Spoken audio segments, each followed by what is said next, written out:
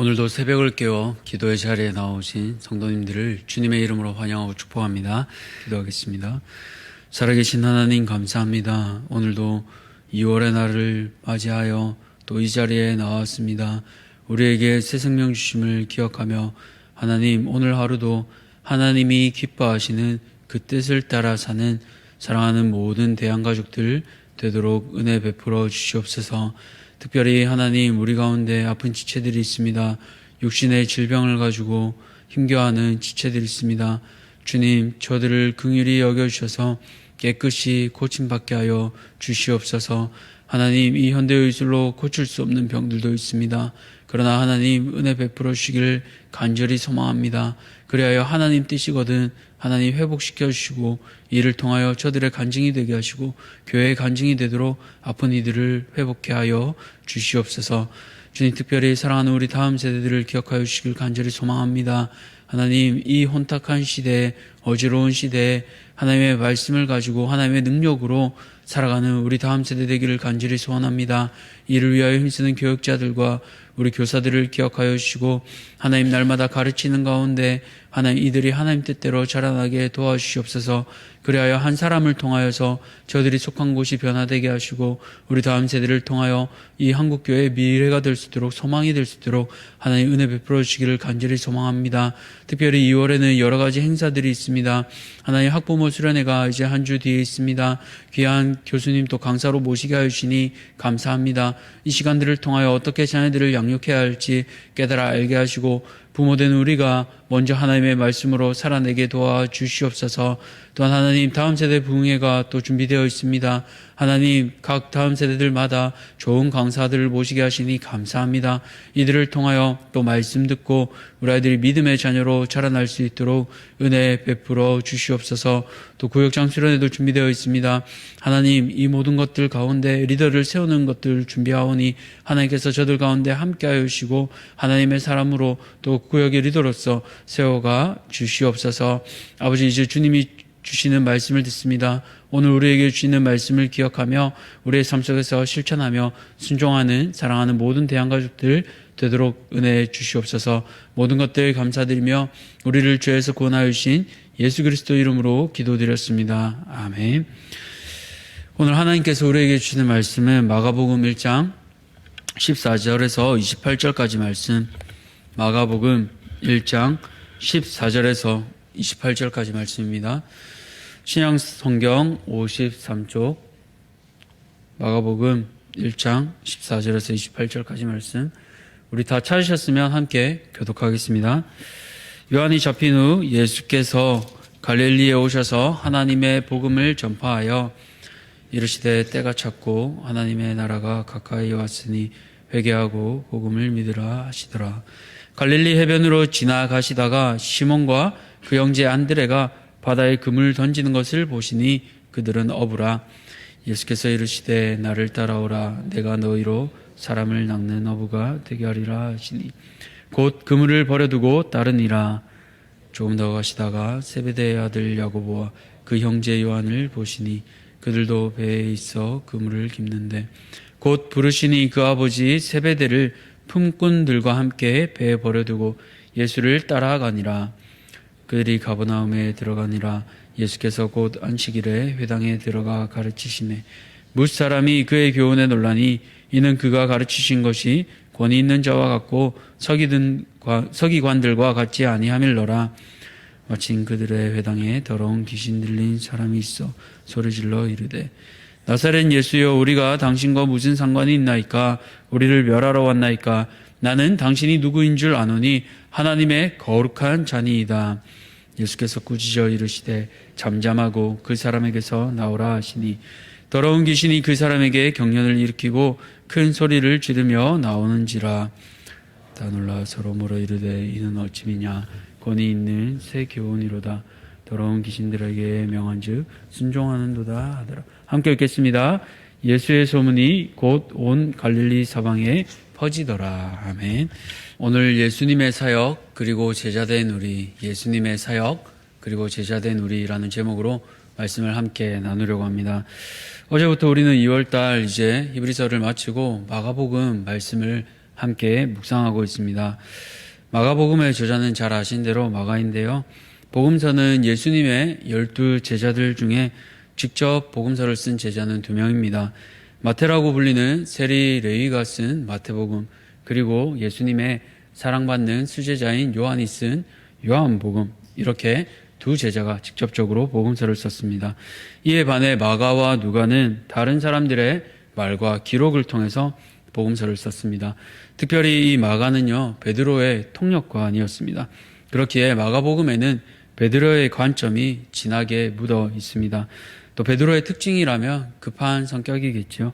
그래서 마가복음은 다른 복음서에 비해서 굉장히 진행이 빠릅니다. 분량도 16장으로 다른 복음서에 비해 굉장히 짧습니다. 그리고 다른 공관복음을 살펴보시면 아시겠지만 서두에 예수님의 탄생 사건과 또 족보, 마태복음과 누가복음에 나오는 이 탄생 사건 족보도 다 생략하고 시작합니다. 그래서 1장 1절을 보시면 하나님의 아들 예수 그리스도 복음의 시작이라, 그렇게 복음으로 빠르게 시작하고 나서요, 또 12절 13절에 기록된 예수님이 시험 받으시는 광야에서 시험 받으신 사건도 단 2절로 축소시켜 버립니다. 마태복음은 11절, 누가복음은 13절인데 말입니다. 이렇게 마가가 기록한 복음서를 통해 우리는 예수님께서 어떠한 일들을 행하셨는지 알 수 있습니다. 특별히 오늘 마가가 기록한 이 마가복음 본문을 통해서 예수님의 사역은 무엇이었고 제자된 우리는 어떻게 살아야 할지 오늘 말씀을 통해 함께 나누고자 합니다. 첫 번째로 예수님은 어떠한 사역을 행하셨습니까? 바로 하나님 나라의 복음을 전하셨습니다.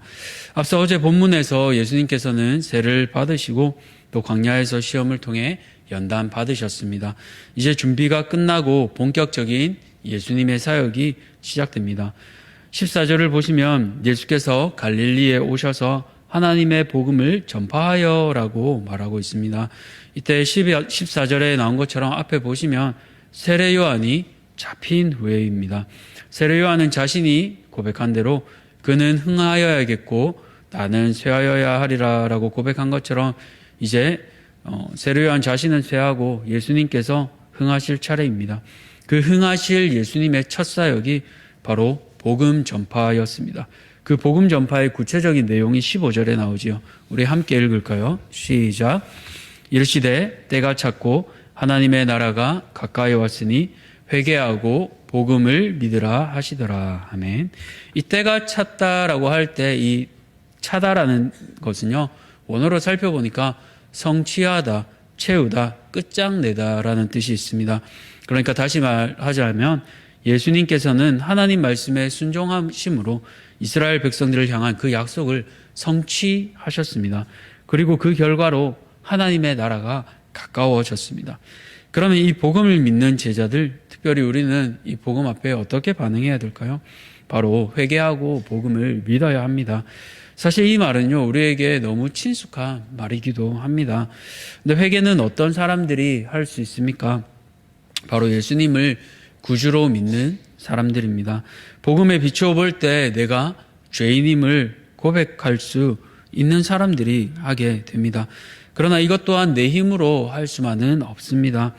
왜 세상의 수많은 사람들이 복음을 전하지만 받아들이지 않습니까?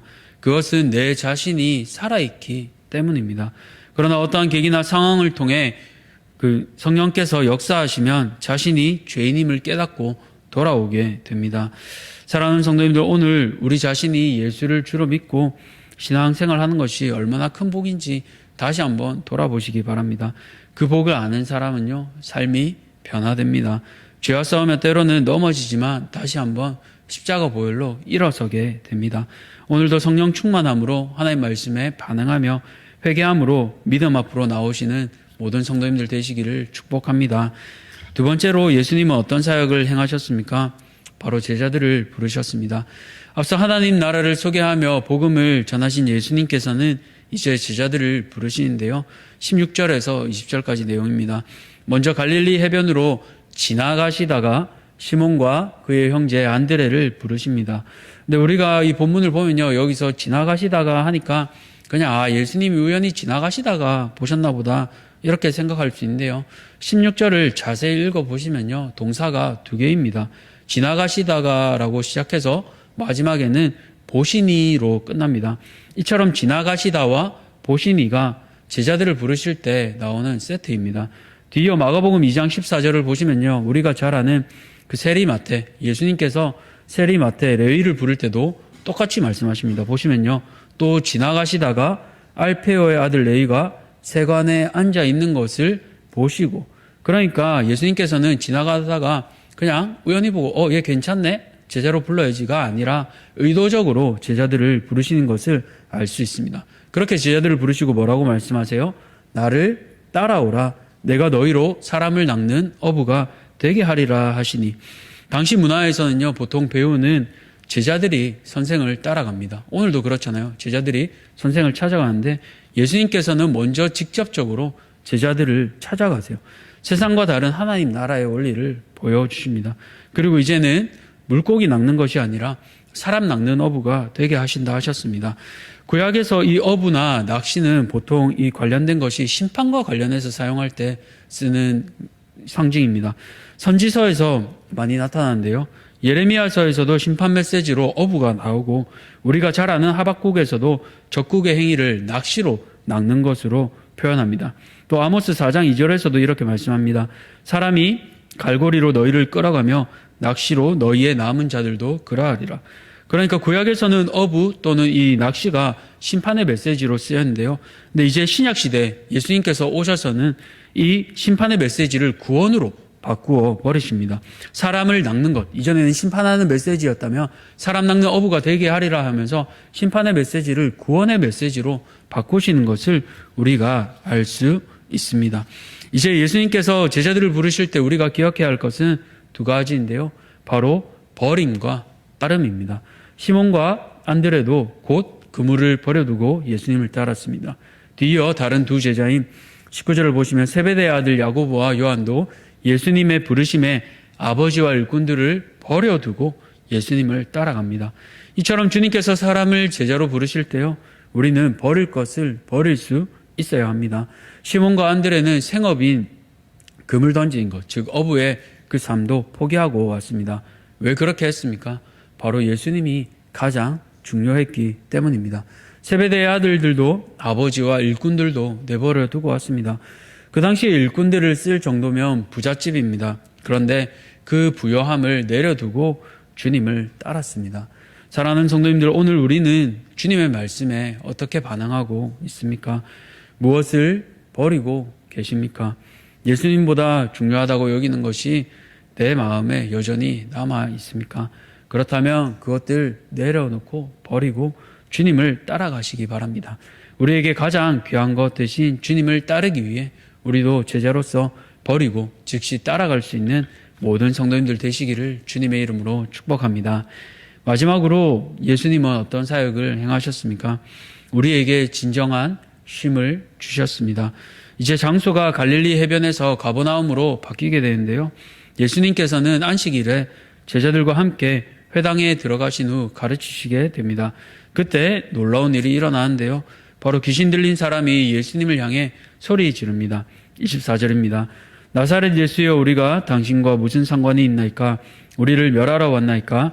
나는 당신이 누구인 줄 아노니 하나님의 거룩한 자니이다. 성도님들, 이 말이 좀 이상하지 않으세요? 맨 마지막에는 하나님의 거룩한 자라고 고백하는데 처음에 귀신이 어떻게 예수님을 부릅니까? 나사렛 예수여. 잘 아시는 것처럼 예수님께서는 나사렛 출신이십니다. 그런데 이 나사렛이라고 부를 때 이 말은요, 폄하적인 말입니다. 쉽게 말해서 무시하는 말인 거예요. 요한복음 1장을 보시면 빌립이 나다나엘에게 예수님, 곧 성경에서 말한 그 선지자를 내가 만났다라고 말할 때 나사렛 예수라고 소개하니까 나다나엘이 어떻게 반응합니까? 나사렛에서 무슨 선한 것이 날 수 있느냐라고 하면서 이렇게 비아냥거리잖아요. 그러니까 귀신은 나사렛 예수라고 표현하면서 예수님의 권위를 의도적으로 떨어뜨리려고 하는 겁니다. 그런데 의문이 생길 수밖에 없습니다. 그러면 그렇게 무시해놓고 왜 마지막에는 예수님을 거룩한 자라고 고백하는가? 당시 유대사회에서는요, 거룩한 것이 부정한 것과 함께 갈 수 없었습니다. 그래서 누가 병 걸리고 하면 부정하다 해서 격리시키잖아요. 마찬가지입니다. 자기가 지금 귀신이 들어와 있는 사람 이미 부정하게 했으니까 더 이상 건드리지 마라. 하나님의 거룩한 자면 이렇게 나에게 점령당한 더러운 사람 그냥 내버려 두고 신경 쓰지 말라고 하는 거예요. 그런데 예수님께서 어떻게 하십니까? 꾸짖으시면서 잠잠하고 그 사람에게서 나오라. 이것이 어떤 날에 이루어졌습니까? 오늘 말씀을 보시면 안식일입니다. 안식일에 회당에 들어가서 고치셨습니다. 세상을 만드시고 쉼을 허락하신 성부 하나님의 뜻을 이어 귀신 들린 사람에게서 쫓아내시고 진정한 쉼을 허락하신 분이 바로 예수님이심을 오늘 말씀을 통해 우리는 깨닫게 됩니다. 사랑하는 성도님들, 예수님께서 함께 하시면요 진정한 쉼을 누리게 됩니다. 오늘 우리는 제자들로서 진정한 쉼을 누리고 있습니까? 아니면 내 힘으로 아등바등 살아가고 있습니까? 우리에게는 예수님이 필요합니다. 우리뿐만 아니라 세상에 잠식당한 이들에게도 예수님이 여전히 필요합니다. 말씀으로 귀신을 쫓아내신 예수님, 그 예수님이 여전히 오늘도 필요한 세상에 많은 사람들이 있습니다. 누가 생각나고 계십니까? 3월 말에 우리는 또 새가족 초청주의를 맞게 됩니다. 그들도 주님이 주시는 참 평안을 누려야 하지 않을까요? 귀신에게 잠식되어 고통받던 그 사람을 고치신 것처럼 참 쉼을 주시는 우리 주님을 전하시기 바랍니다. 주님께서 그들을 회복시켜 주시고 진정한 쉼을 주실 겁니다. 그들을 위해 함께 기도하며 오늘 하루 복음을 전하는 모든 성도님들 되시기를 주님의 이름으로 축복합니다. 말씀을 맺겠습니다. 예수님의 사역을 통해 제자된 우리가 어떻게 살아야 할지 세 가지를 통해 나누었습니다. 먼저는 회개하고 복음을 붙잡아야 합니다. 또 두 번째로 주님께서 부르실 때 제자로서 즉각적으로 말씀에 순종하며 버릴 것을 버리고 따라가야 합니다. 마지막으로 귀신을 쫓아내며 주님께서는 참 평안을 우리에게 허락해 주셨습니다. 우리도 전도 대상자들을 향해 세상이 줄 수 없는 평안, 그 평안 되시는 예수님, 복음을 전하는 우리 모든 성도님들 되시기를 주님의 이름으로 축복합니다. 살아계신 하나님, 감사합니다. 오늘 예수님의 사역을 통해 주님이 어떤 분이신지 다시 한번 살펴보았습니다. 주님께서는 하나님 나라를 전파하셨습니다. 그 복음이 우리 안에 들어올 때 우리는 회개하며 우리 자신이 죄인임을 바라보게 됩니다. 주님, 오늘 하루 여전히 사단은 우리 안에서 우리의 죄를 우리에게 알리며 우리를 참소합니다. 그러나 우리 안에서 속삭이는 그 사단의 음성에 귀 기울이지 않게 하시고 우리 안에서 우리를 격려하시며 이끌어가시는 그 성령의 음성에 귀 기울이며 믿음으로 반응하는 우리 성도들 되게 도와주시옵소서. 주님, 제자들을 부르실 때 제자들은 즉각적으로 버리고 순종함을 기억합니다. 하나님, 오늘 여전히 제자된 우리가 하나님 앞에 버리지 못하는 것은 무엇이 있습니까? 주님, 우리 안에 내려놓아야 할 것들을 깨닫게 하시고 주님 말씀 앞에 제자로서 순종하며 반응하며 주님을 쫓아가는 사랑하는 모든 대한가족들 되게 도와주시옵소서. 그 주님께서는 우리에게 참 평안을 진정한 쉼을 허락하셨습니다. 귀신이 그 사람을 잠식하여 나를 떠나가라 할 때 주님은 그 자를 불쌍히 여기시며 안식일에 고치신 것을 기억합니다. 참 쉼을 주시고 참 평안을 주시는 주님, 여전히 우리는 세상 가운데 세상의 권세에 눌려 살아가고 있지는 않습니까? 우리에게 참 평안과 소망을 주시고 여전히 이 복음을 모르는 자들에게 하나님 복음을 전하며 예수님이 그들을 고쳐주시기를 간절히 소원합니다. 그래야 3월에 있을 새가족 초청 주일에 우리 모두 함께 나와 주님이 주시는 그 참 평안을 함께 누리며 살아갈 수 있도록 은혜 베풀어 주시옵소서. 오늘도 우리에게 주님의 말씀 기억하며 살아가기 원합니다. 모든 대한가족들에게 새 힘 주시고 말씀에 순종하는 그 놀라운 은혜도 허락하여 주시옵소서. 모든 것들 감사드리며 살아계신 예수 그리스도 이름으로 기도드렸습니다. 아멘. 하늘에 계신 우리 아버지여, 이름이 거룩히 여김을 받으시오며 나라가 임하시오며 뜻이 하늘에서 이루어진 것 같이 땅에서도 이루어지이다. 오늘 우리에게 일용할 양식을 주시옵고 우리에게 죄 지은 자를 사하여 준 것 같이 우리 죄를 사하여 주시옵고 우리를 시험에 들게 하지 마시옵고 다만 악에서 구하시옵소서. 나라와 권세와 영광이 아버지께 영원히 있사옵나이다. 아멘. 오늘은 키르기즈스탄에 있는 김평화 선교사님을 위해 함께 기도하겠습니다. 먼저 선교사님 소그룹 모임을 통해 서로 사랑으로 연합되는 역사가 있게 같이 기도해 주시고요. 또 부모 모임이 정착되고 활성화될 수 있도록 기도해 주십시오. 이 시간에 키르기즈스탄 김평화 선교사님을 위해서 기도하시고 개인의 기도 제목을 가지고 함께 기도하며 나아가겠습니다. 기도하겠습니다.